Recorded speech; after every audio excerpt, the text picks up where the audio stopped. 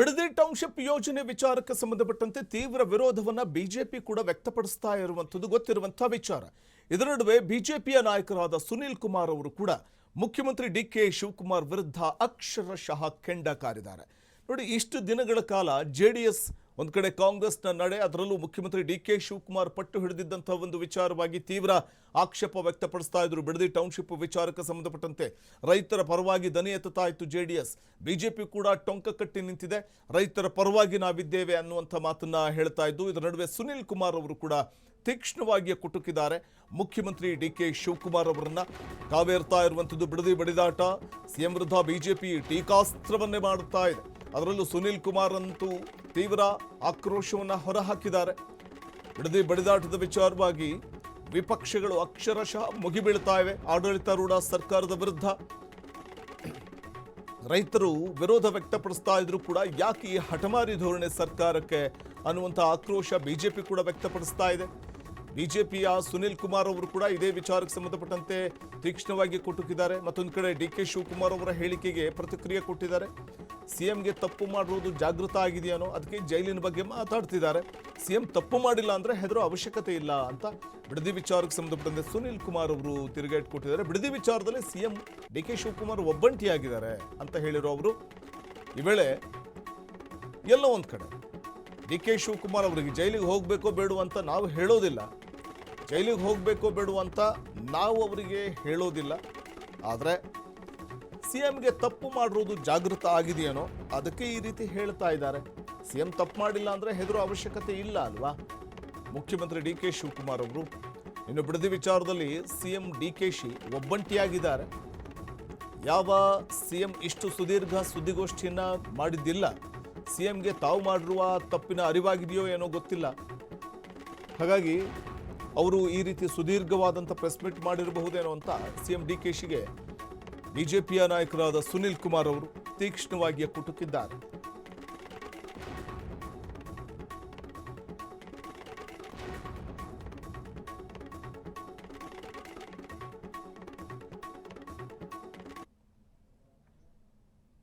ಬಗ್ಗೆ ಷಡ್ಯಂತ್ರ ಆಗಿದೆ, ಪಿತೂರಿ ಆಗಿದೆ ಎನ್ನುವಂಥ ಮಾತನ್ನ ಉಪಮುಖ್ಯಮಂತ್ರಿಗಳಾಗಿದ್ದಾಗ ಹೇಳಿದ್ರು.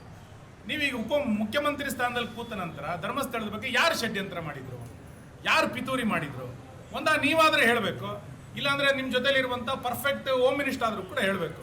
ಇಲ್ಲಿ ಪರ್ಫೆಕ್ಟ್ ಹೋಮ್ ಮಿನಿಸ್ಟ್ರು ಹೇಳಲ್ಲ, ನೀವು ಅದನ್ನ ಹೇಳಲ್ಲ ಅಂತಂದ್ರೆ ನಿಮ್ಮ ಧರ್ಮಸ್ಥಳದ ಬಗ್ಗೆ ನಿಮ್ಮ ಕಳಕಳಿ ಏನು ಅನ್ನೋದು ಅರ್ಥ ಆಗೋದಿಲ್ಲ. ಒಂದು ಹಿಂದೂ ಧಾರ್ಮಿಕ ಶ್ರದ್ಧೆಯ ಬಗ್ಗೆ ನಿರಂತರವಾಗಿ ಅಪಪ್ರಚಾರಗಳನ್ನು ಮಾಡಿದಾಗಲೂ ಕೂಡ ಇಲ್ಲಿಯ ತನಕ ಯಾರ ವಿರುದ್ಧವೂ ಕೂಡ ಕಠಿಣ ಕ್ರಮಗಳನ್ನು ತೆಗೆದುಕೊಂಡಂಥ ಮೇಲ್ನೋಟಕ್ಕೆ ಎಲ್ಲೂ ಕೂಡ ನಮಗೆ ಕಾಣ್ತಿಲ್ಲ. ಸಾರ್ವಜನಿಕದಲ್ಲಿ ಭಕ್ತಾದಿಗಳ ನಡುವೆ ಅದೇ ಆಕ್ರೋಶ ಇರುವಂಥದ್ದು.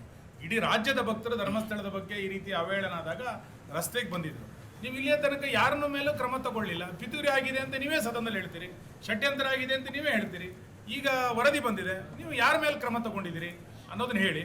ಮತ್ತು ನ್ಯಾಯಾಲಯದ ಅನುಮತಿಯನ್ನು ತೆಗೆದುಕೊಂಡು ಈ ವರದಿಯ ಪ್ರಮುಖ ಅಂಶಗಳನ್ನಾದರೂ ಕೂಡ ಸಾರ್ವಜನಿಕವಾಗಿ ಹೇಳುವಂಥ ಅಗತ್ಯ ಇದೆ. ಯಾಕೆಂದರೆ ಲಕ್ಷಾಂತರ ಜನರ ಭಕ್ತರ ಭಾವನೆಗಳಿಗೆ ಧಕ್ಕೆ ಆಗಿರುವಂಥ ಸಂಗತಿ. ಇದನ್ನು ಸಾರ್ವಜನಿಕವಾಗಿ ಕೂಡ ಹೇಳಬೇಕಾಗಿರುವಂಥದ್ದು ಸರ್ಕಾರದ ಕರ್ತವ್ಯ ಇದೆ.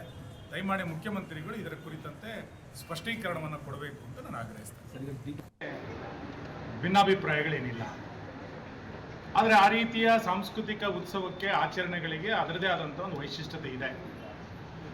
ಕರಾವಳಿಯ ಕಂಬಳಕ್ಕೆ ಒಂದು ಸುದೀರ್ಘವಾದಂಥ ಇತಿಹಾಸ ಇದೆ, ಸಾಂಸ್ಕೃತಿಕವಾದಂಥ ಸೊಗಡಿದೆ, ಧಾರ್ಮಿಕತೆಯ ಸ್ಪರ್ಶ ಇದೆ, ರೈತರ ಜೀವನಾಡಿನಲ್ಲಿ ಅದರ ಬಗ್ಗೆ ಭಾವನೆಗಳಿದೆ. ಇಂಥ ಕಂಬಳವನ್ನು ಬೇರೆ ಕಡೆಗೆ ತೆಗೆದುಕೊಂಡು ಹೋಗಬೇಕು ಅಂತಂದಾಗ ಆ ಭಾಗದ ಜನರು ಕೂಡ ಅದನ್ನು ಸಹರ್ಷದಿಂದ ಸ್ವೀಕರಿಸಿದಾಗ ಮತ್ತು ಎಲ್ಲರ ಒಪ್ಪಿಗೆಯನ್ನು ತೆಗೆದುಕೊಂಡು ಸ್ವೀಕರಿಸಿದಾಗ ವಿವಾದಗಳಿಲ್ಲದಾಗ ನಡೆದಾಗ ಅದಕ್ಕೆ ಕಂಬಳಕ್ಕೆ ಒಂದು ಗೌರವ ಬರ್ತದೆ. ಇವತ್ತು ಆಗ್ತಾ ಇರುವಂಥ ವಿವಾದಗಳನ್ನು ನಾನು ಗಮನಿಸಿದಾಗ ಎಲ್ಲ ಒಂದು ಕಡೆ ಸರ್ಕಾರ ಎಡವಿದೆಯಾ ಅಥವಾ ದಸರಾದ ಸಮಿತಿ ಏಕಪಕ್ಷೀಯವಾಗಿ ತೀರ್ಮಾನವನ್ನು ತೆಗೆದುಕೊಳ್ತಾ ಇದೆಯಾ ಅನ್ನುವಂಥ ಅನುಮಾನಗಳು ಬಹಳ ದೊಡ್ಡ ಪ್ರಮಾಣದಲ್ಲಿ ಬರ್ತಾ ಇದೆ. ನಾನು ಕೂಡ ಕಂಬಳವನ್ನು ನಡೆಸುವಂಥ ಒಬ್ಬ ಆಯೋಜನಾ ಸಮಿತಿ ಅಧ್ಯಕ್ಷ. ಇಲ್ಲಿಯ ತನಕ ಸರ್ಕಾರ ಆಗಲಿ ಅಥವಾ ದಸರಾ ಸಮಿತಿ ಆಗಲಿ ದಕ್ಷಿಣ ಕನ್ನಡ ಉಡುಪಿ ಜಿಲ್ಲೆಯ ಯಾವುದೇ ಆಯೋಜಕರ ಜೊತೆಗೆ ಇದನ್ನು ಚರ್ಚೆ ಮಾಡಲಿಲ್ಲ. ಬಹಳ ಪ್ರಮುಖವಾಗಿ ಕೋಣದ ಮಾಲೀಕರ ಜೊತೆಗೆ ಚರ್ಚೆಯನ್ನು ಮಾಡಲಿಲ್ಲ. ಕಂಬಳವನ್ನು ಪ್ರೋತ್ಸಾಹಿಸುವಂಥ ಅಭಿಮಾನಿಗಳ ಜೊತೆಗೆ ಇಲ್ಲಿಯ ತನಕವೂ ಕೂಡ ಚರ್ಚೆ ಆಗಲಿಲ್ಲ. ಎಲ್ಲ ಒಂದು ಕಡೆ ಕಂಬಳಕ್ಕೆ ಸಂಬಂಧಪಡದಲೇ ಇರುವಂಥ ವ್ಯಕ್ತಿಗಳ ಜೊತೆಗೆ ಚರ್ಚೆಯನ್ನು ಮಾಡಿ ನಾನು ಕಂಬಳವನ್ನು ನಡೆಸ್ತೀನಿ ಅಂತಂದರೆ ಇದು ಯಶಸ್ಸು ಕಾಣೋದ್ರಲ್ಲಿ ಎಲ್ಲ ಒಂದು ಕಡೆ ಹಿಂದೇಟಾಗ್ತಂತ ಆಗುತ್ತೆ. ಧರ್ಮಸ್ಥಳದ ಬಗ್ಗೆ ಷಡ್ಯಂತ್ರ ಆಗಿದೆ, ಪಿತೂರಿ ಆಗಿದೆ ಎನ್ನುವಂಥ ಮಾತನ್ನು ಉಪಮುಖ್ಯಮಂತ್ರಿಗಳಾಗಿದ್ದಾಗ ಹೇಳಿದರು. ನೀವೀಗ ಮುಖ್ಯಮಂತ್ರಿ ಸ್ಥಾನದಲ್ಲಿ ಕೂತ ನಂತರ ಧರ್ಮಸ್ಥಳದ ಬಗ್ಗೆ ಯಾರು ಷಡ್ಯಂತ್ರ ಮಾಡಿದರು, ಯಾರು ಪಿತೂರಿ ಮಾಡಿದರು, ನೀವಾದರೆ ಹೇಳಬೇಕು, ಇಲ್ಲಾಂದರೆ ನಿಮ್ಮ ಜೊತೆಲಿರುವಂಥ ಪರ್ಫೆಕ್ಟ್ ಹೋಮ್ ಮಿನಿಸ್ಟರ್ ಆದರೂ ಕೂಡ ಹೇಳಬೇಕು. ಇಲ್ಲಿ ಪರ್ಫೆಕ್ಟ್ ಹೋಮ್ ಮಿನಿಸ್ಟ್ರು ಹೇಳಲ್ಲ, ನೀವು ಅದನ್ನು ಹೇಳಲ್ಲ ಅಂತಂದರೆ ನಿಮ್ಮ ಧರ್ಮಸ್ಥಳದ ಬಗ್ಗೆ ನಿಮ್ಮ ಕಳಕಳಿ ಏನು ಅನ್ನೋದು ಅರ್ಥ ಆಗೋದಿಲ್ಲ. ಒಂದು ಹಿಂದೂ ಧಾರ್ಮಿಕ ಶ್ರದ್ಧೆಯ ಬಗ್ಗೆ ನಿರಂತರವಾಗಿ ಅಪಪ್ರಚಾರಗಳನ್ನು ಮಾಡಿದಾಗಲೂ ಕೂಡ ಇಲ್ಲಿಯ ತನಕ ಯಾರ ವಿರುದ್ಧವೂ ಕೂಡ ಕಠಿಣ ಕ್ರಮಗಳನ್ನು ತೆಗೆದುಕೊಂಡಂಥ ಮೇಲ್ನೋಟಕ್ಕೆ ಎಲ್ಲೂ ಕೂಡ ನಮಗೆ ಕಾಣ್ತಿಲ್ಲ.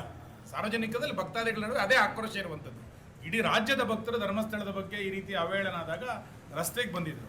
ನೀವು ಇಲ್ಲಿಯ ತನಕ ಯಾರನ್ನ ಮೇಲೂ ಕ್ರಮ ತಗೊಳ್ಳಿಲ್ಲ. ಪಿತೂರಿ ಆಗಿದೆ ಅಂತ ನೀವೇ ಸದನದಲ್ಲಿ ಹೇಳ್ತೀರಿ, ಷಡ್ಯಂತ್ರ ಆಗಿದೆ ಅಂತ ನೀವೇ ಹೇಳ್ತೀರಿ. ಈಗ ವರದಿ ಬಂದಿದೆ, ನೀವು ಯಾರ ಮೇಲೆ ಕ್ರಮ ತಗೊಂಡಿದ್ದೀರಿ ಅನ್ನೋದನ್ನ ಹೇಳಿ. ಮತ್ತು ನ್ಯಾಯಾಲಯದ ಅನುಮತಿಯನ್ನು ತೆಗೆದುಕೊಂಡು ಈ ವರದಿಯ ಪ್ರಮುಖ ಅಂಶಗಳನ್ನಾದರೂ ಕೂಡ ಸಾರ್ವಜನಿಕವಾಗಿ ಹೇಳುವಂಥ ಅಗತ್ಯ ಇದೆ. ಯಾಕೆಂದರೆ ಲಕ್ಷಾಂತರ ಜನರ ಭಕ್ತರ ಭಾವನೆಗಳಿಗೆ ಧಕ್ಕೆ ಆಗಿರುವಂಥ ಸಂಗತಿ. ಇದನ್ನು ಸಾರ್ವಜನಿಕವಾಗಿಯೂ ಕೂಡ ಹೇಳಬೇಕಾಗಿರುವಂಥದ್ದು ಸರ್ಕಾರದ ಕರ್ತವ್ಯ ಇದೆ. ದಯಮಾಡಿ ಮುಖ್ಯಮಂತ್ರಿಗಳು ಇದರ ಕುರಿತಂತೆ ಸ್ಪಷ್ಟೀಕರಣವನ್ನು ಕೊಡಬೇಕು ಅಂತ ನಾನು ಆಗ್ರಹಿಸ್ತೇನೆ. ಭಿನ್ನಾಭಿಪ್ರಾಯಗಳೇನಿಲ್ಲ, ಆದರೆ ಆ ರೀತಿಯ ಸಾಂಸ್ಕೃತಿಕ ಉತ್ಸವಕ್ಕೆ, ಆಚರಣೆಗಳಿಗೆ ಅದರದೇ ಆದಂಥ ಒಂದು ವೈಶಿಷ್ಟ್ಯತೆ ಇದೆ. ಕರಾವಳಿಯ ಕಂಬಳಕ್ಕೆ ಒಂದು ಸುದೀರ್ಘವಾದಂಥ ಇತಿಹಾಸ ಇದೆ, ಸಾಂಸ್ಕೃತಿಕವಾದಂಥ ಸೊಗಡಿದೆ, ಧಾರ್ಮಿಕತೆಯ ಸ್ಪರ್ಶ ಇದೆ, ರೈತರ ಜೀವನಾಡಿನಲ್ಲಿ ಅದರ ಬಗ್ಗೆ ಭಾವನೆಗಳಿದೆ. ಇಂಥ ಕಂಬಳವನ್ನು ಬೇರೆ ಕಡೆಗೆ ತೆಗೆದುಕೊಂಡು ಹೋಗಬೇಕು ಅಂತಂದಾಗ